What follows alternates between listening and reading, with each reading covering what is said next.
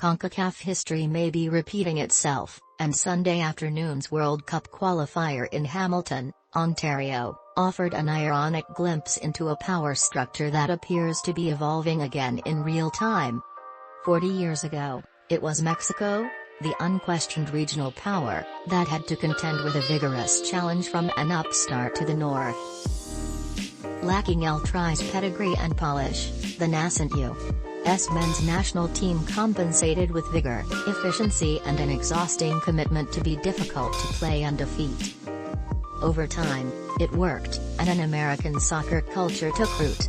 The two countries now are essentially equals, at least on the national team level, and have been trading blows and titles for decades.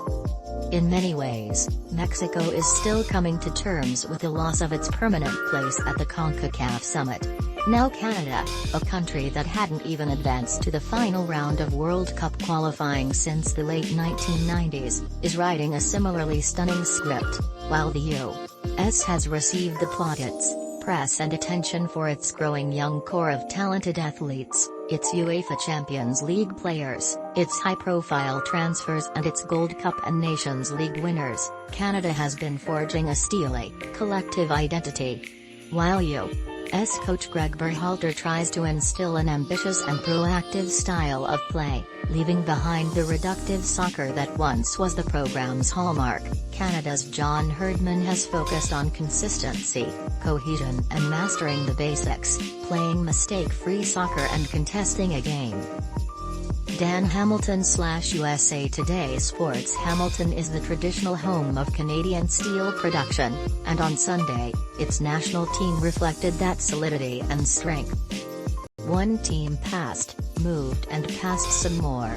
The other refused to break, then made the plays that won the game. Canada's deserved 2-0 triumph wasn't a fair reflection of the possession stats or of the visitors' commitment to attack. Instead, it was a reflection of the home team's old-school defensive discipline and mastery of the moments that mattered. Canada, 6-0-4, has earned qualifying points in the U.S. and Mexico, and it's now defeated both traditional powers on home soil. It's clearly earned its spot atop the Octagonal standings and could all but seal its first World Cup invite in 36 years when the qualifying window closes next Wednesday. The U.S. 5-2-3, meanwhile, has a huge game coming up against Honduras in frigid St. Paul, Minnesota. With treacherous trips to Mexico and Costa Rica scheduled for March, the Americans' margin for error is almost gone. The top three octagonal finishers will advance to this year's World Cup and the fourth-place side will head to a one-game intercontinental playoff. Our focus right now is finishing off the window with a win against Honduras, which we know is easier said than done, Berhalter said.